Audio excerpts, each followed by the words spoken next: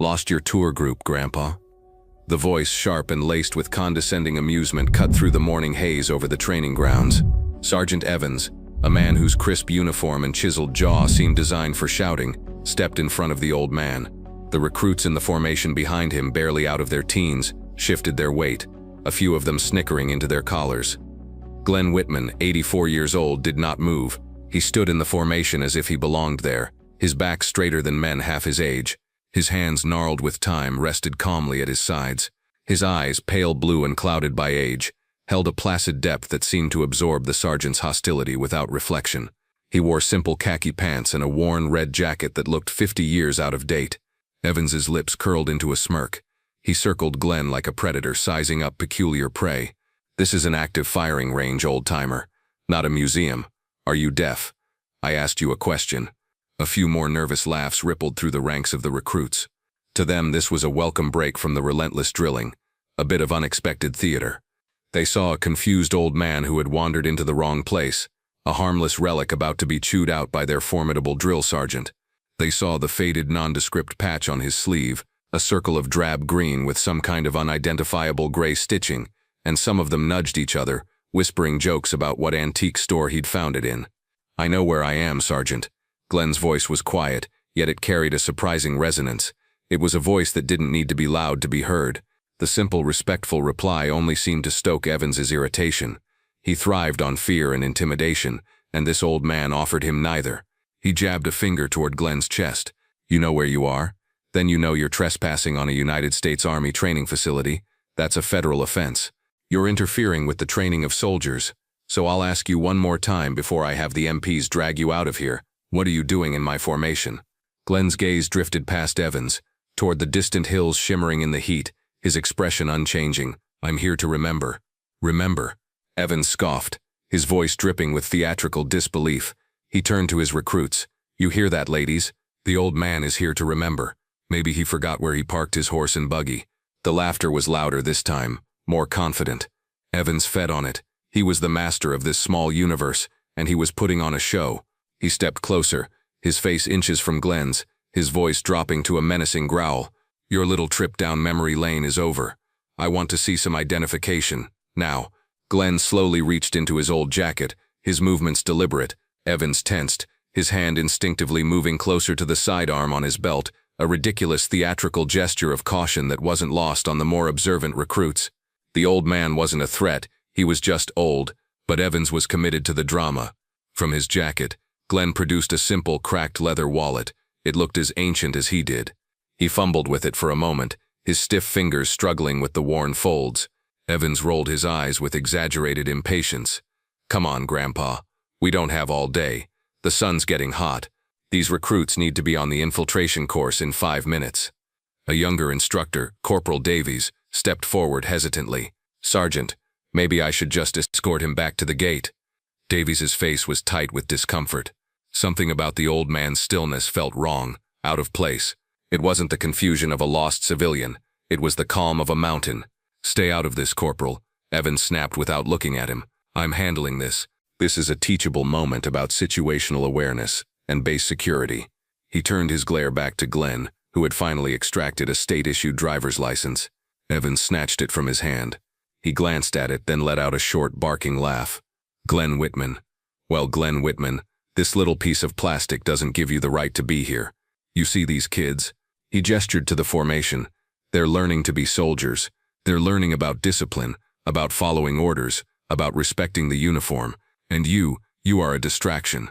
He then focused on the jacket. "What is this thing anyway?" He flicked the worn fabric with his fingertips. "Some kind of antique store find. And this patch," he leaned in, peering at the faded stitching on Glenn's sleeve. "Never seen anything like it. Probably something you ordered from a catalog to look tough." As Sergeant Evans's finger touched the coarse fabric of the patch, the world dissolved. The bright, unforgiving sunlight of the training field vanished, replaced by a suffocating, humid darkness. The air, thick with the smell of mud and cordite, vibrated with the rhythmic whump-whump-whump of helicopter blades somewhere overhead. Rain, warm and constant, dripped from unseen leaves, tracing cold paths down the face of a much younger man. The same patch, its colors still vibrant, a deep forest green embroidered with a gray, spectral bird of prey, was stitched to the sleeve of his jungle fatigues. A voice hoarse with exhaustion whispered beside him in the dark. "They're coming again. Get ready." The flash of a muzzle, the scream of a man, the primal terror, it all hit him in a fraction of a second. A lifetime of violence compressed into a single searing image. Then just as quickly it was gone. He was back on the parade ground. Sergeant Evans was still sneering, his finger still prodding the patch. Glenn hadn't flinched. Not a single muscle in his face had moved. To the outside world, nothing had happened. But the ghost of the jungle was now with him, standing silent in the oppressive heat. From 100 yards away, standing near a dusty Humvee, Lieutenant Miller watched the scene unfold through his binoculars. He was a new officer, barely a year on the base, assigned to observe training exercises and write after-action reports. He was supposed to be a ghost, seen but not heard. But what he was seeing made his stomach churn. He'd seen the old man walk out onto the edge of the field an hour ago, moving with a slow, deliberate purpose that didn't feel like someone who was lost. He'd watched him find a spot in the back of the newly formed platoon, standing at a perfect if slightly stooped parade rest. Miller had assumed a base employee was kindly redirecting him. But then Sergeant Evans had started in. Miller lowered his binoculars. Evans was a known quantity on base, a highly effective trainer with an ego the size of a barracks. He was also a bully, and he was bullying a civilian, an elderly civilian. That was a problem, a big one. Every instinct in Miller's officer training screamed at him to intervene, to uphold the Army's values. But a bigger, more primal instinct, the self-preservation of a junior officer, told him that confronting a senior NCO in front of his troops was a career-ending move. He could drive over there, pull rank, but what would he say? "Sergeant, please be nicer to the trespassing civilian." Evans would eat him alive and he'd become a laughingstock among the enlisted ranks. He could call the MPs, but that felt like escalating the situation in a way that would only bring more trouble and humiliation down on the old man. Evans's voice, amplified by his rage, carried across the field. "I said, who the hell are you?" He was yelling the old man's name now, reading it off the license again. "Glenn Whitman. You are in a world of trouble, Glenn Whitman." The name hung in the air. Glenn Whitman. It didn't mean anything to Miller, but something about the way Evans was behaving, the absolute certainty of his own authority against the absolute calm of the old man, felt like a lit fuse. This was going to go bad. Miller knew it. He couldn't stand by and do nothing. He pulled out his phone, his thumb hovering over the number for the base MPs. No, that wasn't right. This wasn't a law enforcement issue. This was something else. He scrolled through his contacts. He needed advice. He needed someone who understood the intricate, unwritten rules of this life. Someone who had seen it all. He found the number he was looking for. The direct line to the office of the command sergeant major of the entire base. It was a huge overstep, a massive breach of the chain of command, but it was better than the alternative. His heart pounded as the phone rang. A crisp professional voice answered. "Command Sergeant Major's office." "This is Lieutenant Miller," he said, trying to keep his voice steady. "I'm out at Range 7 observing Alpha Company's drills. I have a situation here." "A situation, Lieutenant?" The voice was already tinged with impatience. "Is someone injured?" "No, Sergeant. There's a civilian on the field. An elderly man. Sergeant Evans is confronting him. It's getting pretty heated." A sigh came through the phone. "Understood, Lieutenant. Tell Sergeant Evans to escort the individual to the gate and file a trespassing report. This is not a command-level issue." "Sergeant, I don't think that's—" "He won't listen," Miller stammered, knowing how weak he sounded. "The thing is, the man's name is Glenn Whitman." He repeated the name he'd heard Evans shout, the syllables feeling foreign and important in his own mouth. For a long moment, there was only silence on the other end of the line. Miller thought the call had been dropped. Then the voice came back, and all the bureaucratic boredom was gone. It was replaced by a tone of cold, sharp urgency that made the hair on Miller's arms stand up. "Lieutenant Miller, what was that name again?" "Whitman, Sergeant. Glenn Whitman." Another pause, shorter this time. "Son, are you sure?" "Yes, Sergeant." Sergeant Evans read it off his ID. The voice on the other end became pure steel. "Lieutenant, listen to me very carefully. Do not let Sergeant Evans or anyone else lay a hand on that man. Do not let him be moved. Do not let him be searched. You are to maintain visual contact and ensure his safety until I get there. Is that understood?" "But Sergeant, how am I supposed to?" "That was not a suggestion, Lieutenant. That was a direct order from this office. Keep that man safe. We are on our way." The line went dead. Miller stared at his phone, his mind reeling. What had he just done? Who in the world was Glenn Whitman? Inside the base headquarters, Command Sergeant Major Thompson stood ramrod straight, the phone still pressed to his ear as if he could absorb more information through sheer will. He lowered it slowly. His face, normally a mask of disciplined composure, was pale. He had not heard that name spoken aloud in 30 years, not since a classified history briefing he'd received as a young NCO at a Special Operations Command. He had assumed it was a legend, a ghost story the old-timers told. He didn't knock. He burst through the adjoining door into the office of Major General Wallace, the base commander. The general, a man with silver hair and a chest full of medals that told the story of America's conflicts for the past 3 decades, looked up from a stack of reports, his eyes narrowed in annoyance at the intrusion. "Sergeant Major, I trust the building is on fire?" "Worse, General," Thompson said, his voice tight. "We have a Code Phoenix." Wallace froze, the pen in his hand hovering over the paper. He stared at his senior NCO. "A Code Phoenix? Thompson, that's a historical protocol. It was retired in the 70s. "It's a myth." "It's not a myth, sir," Thompson said, his voice low and intense. "He's here, on Range 7, Glenn Whitman." The general's face went through a rapid series of transformations, from disbelief to confusion, to a profound and unmistakable awe. He slowly stood up, his towering frame seeming to fill the room. He walked to the window, looking out toward the distant training ranges, as if he could see the man himself.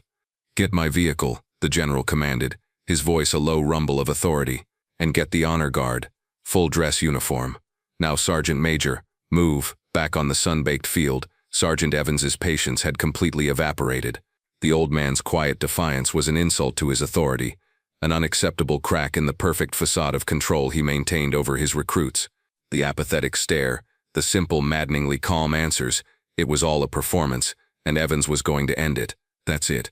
I'm done asking," Evans snarled, his face a blotchy red. "You're a trespasser, you're a security risk, and you're disrupting military training. You're a threat. Old man, you are officially under arrest." He reached out and grabbed Glenn's arm. The skin was thin and papery, but the muscle and bone beneath it were like stone. For a moment, it felt to Evans like grabbing hold of a statue. Glenn didn't resist, but he didn't yield either. He simply stood there, a fixed point in Evans's swirling vortex of fury. "You're going to come with me," Evans said, yanking on the arm. "We're going to find out just who you are. Maybe a nice long chat with base intelligence will loosen that tongue of yours. Or maybe you're just senile. A full medical evaluation might be in order." The threat hung in the air, ugly and final. The recruits were no longer entertained. They were silent, watching with wide, uncomfortable eyes. They were witnessing a line being crossed. This was no longer training. It was cruelty. Corporal Davies took another half-step forward, his mouth open to protest, but the sound was choked off by the sudden, disciplined crunch of tires on the gravel access road. Heads turned. 3 black, immaculate command vehicles were approaching, moving not with the frantic haste of an emergency, but with the unstoppable momentum of destiny. They weren't using lights or sirens. They didn't need to. Their presence alone was a siren that screamed of authority. They pulled to a stop in a perfectly spaced line, kicking up a cloud of fine dust that seemed to momentarily veil them in a shroud of importance. The doors opened in near-perfect unison. From the lead vehicle stepped Major General Wallace, his uniform so crisp it looked like it could cut glass, his 2 stars glinting in the sun. From the second, Command Sergeant Major Thompson, and from the third, 4 soldiers from the base honor guard, their dress blues a stark, formal contrast to the field uniforms of the recruits, their rifles held with ceremonial precision.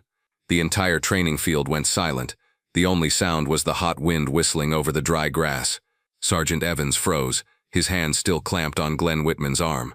He stared at the approaching general, his mind struggling to process what was happening.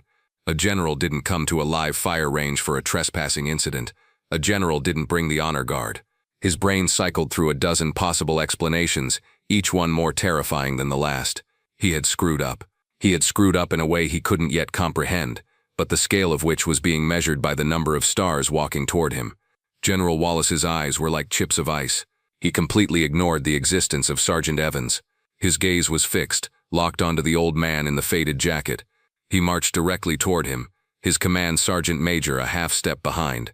The honor guard followed, their movements sharp and synchronized. They stopped 3 feet in front of Glenn Whitman. Then, in the stunned silence, General Wallace brought his hand up in a salute. It was not a casual gesture. It was the sharpest, most profound salute he had ever rendered in his life.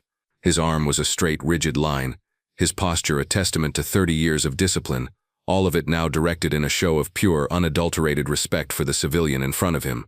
"Mr. Whitman." The general's voice was a low, powerful baritone that carried across the entire field. "It is an honor to have you on my base, sir." A collective gasp went through the recruits. They stared, slack-jawed, as their base commander, a man they considered practically a god, stood at attention for the senile old man their drill sergeant had just been threatening. Sergeant Evans let go of Glenn's arm as if it had burned him. The blood drained from his face, leaving it a sickly, waxy white. Glenn Whitman simply nodded, a slow, tired acknowledgement. "General," he said, his voice as quiet as ever. The general held his salute for a long moment before dropping it. He then turned slightly, so he was addressing not just Glenn but the entire formation of wide-eyed recruits. "For those of you who are confused," the general began, his voice ringing with a cold fury that was far more terrifying than Evans's hot-tempered yelling, "let me provide you with a history lesson. A lesson that Sergeant Evans here seems to have forgotten." He paused, letting the weight of his words settle. "You are in the presence of a hero, not a hero in the way we use the word lightly. You are in the presence of a legend. This is Glenn Whitman."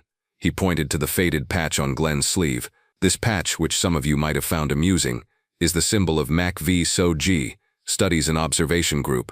Specifically, this is the patch of a spike team that operated under that command. A ghost unit so secret that for 30 years the United States government denied its existence. They were called the Phantoms. They went on missions across the fence in Laos and Cambodia, missions nobody else would take. Their casualty rate was 100%. Every single one of them was either killed or wounded or both. He took a step closer to Glenn. "Mr. Whitman is the last of them.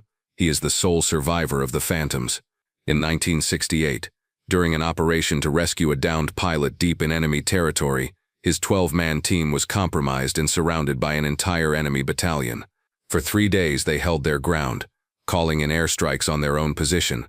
Glenn Whitman, then a 20-year-old sergeant, was wounded 5 times. He refused medevac, staying with his men until the very end. When reinforcements finally broke through, they found him, the last man standing, protecting the bodies of his 11 comrades. The general's voice grew thick with emotion. For his actions, he was awarded the Distinguished Service Cross. What the official record doesn't say, because it was classified until 2005, is that he was also awarded the Medal of Honor. He is one of the most decorated soldiers in the history of the United States Army. He doesn't wear his medals, he doesn't ask for recognition, but he has earned our respect 1,000 times over. The recruits stared at Glenn, no longer seeing a frail old man but a titan. They looked at his wrinkled face and tried to imagine him as a young man, wounded and alone in a jungle halfway around the world. Lieutenant Miller, watching from a distance, felt a profound sense of relief and humility wash over him. And Sergeant Evans just stood there, swaying slightly on his feet, his world completely and irrevocably shattered. General Wallace finally turned his ice-cold gaze on Sergeant Evans. The general didn't raise his voice. He didn't have to. The quiet condemnation was infinitely more devastating. "Sergeant," he said, his voice dangerously low, "the ground you stand on, this place where you are privileged to train the next generation of American soldiers, was paid for by the sacrifice of men like him. You treated him with contempt. You humiliated him. You laid hands on him. He let the last accusation hang in the air, a mortal sin in the military world. You have not only failed as a non-commissioned officer, you have failed as a soldier. You will report to my office at 1600 hours. Bring your commanding officer. You will pack your personal items from your desk, because as of this moment your career as a drill sergeant is over." Evans could only manage a choked, "Yes, General." He looked small, pathetic, a bully stripped of his power. Just as the general was about to turn away, Glenn Whitman took a shuffling step forward. He placed a frail hand on the general's perfectly starched sleeve.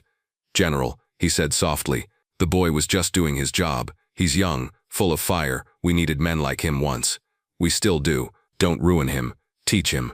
The magnanimity of the gesture was stunning. Here was a man who had been publicly berated and threatened, and his first instinct was to show grace to his tormentor. The general looked down at the old man, his hard expression softening slightly. He nodded. "Your compassion does you credit, Mr. Whitman, as always." As Glenn spoke, another image flickered behind his eyes, sharper and more poignant than the first. He was 20 years old again, huddled in a sandbag bunker. The air was thick with the smell of blood and ozone. His captain, a man he'd worshipped, was lying on a cot, his uniform soaked in red. The captain coughed, a wet, rattling sound. He clumsily tore the phantom patch from his own sleeve and pressed it into Glenn's hand. His fingers were cold. "Make them remember us, Whitman," the captain whispered, his voice fading. "Don't let us be forgotten." Weeks later, the incident on Range 7 had become a cautionary legend on the base. General Wallace had been true to his word. A new block of instruction titled the Whitman Protocol was now mandatory for all leadership training. It covered the history of clandestine units and emphasized the importance of treating all veterans, regardless of appearance, with the dignity they had earned. The official base newspaper ran a full-page feature on Glenn Whitman and the Phantoms, finally giving them the public honor they had long been denied. Evans was not drummed out of the Army. Glenn's plea had saved him from that. Instead, he was reassigned to a records warehouse on the quietest part of the base, a purgatory of filing cabinets and dust. His days of shouting at recruits were over. His promising career had hit a brick wall. One rainy Tuesday, Evans was leaving the commissary when he saw him. Glenn Whitman was sitting on a bench near the entrance, patiently waiting for the rain to slacken. Evans froze. He wanted to turn and walk away, to disappear, but he couldn't. He walked slowly toward the bench, his heart pounding with shame. He stopped a few feet away, unsure what to say. Glenn looked up, his pale blue eyes seeming to see right through him. He offered no malice, no judgment. He simply gave a small, almost imperceptible nod. It was a gesture of acknowledgement, of closure, and perhaps of forgiveness. Evans nodded back, a lump forming in his throat, and walked away into the rain, a lesser man who had learned a lesson from a greater one. A junior officer later asked the general why Glenn had been on the range in the first place. The general explained that it was the anniversary of the Phantom's final mission. Every year on that day, Glenn Whitman came to the base and stood on the edge of the training fields, not to relive the horror, but to stand in formation one last time, with the ghosts of the 11 brothers he had never left behind. Stories like Glenn Whitman's remind us that heroes walk among us every day. If you were moved by his story, please like this video, share it with others, and subscribe to Veteran Valor for more.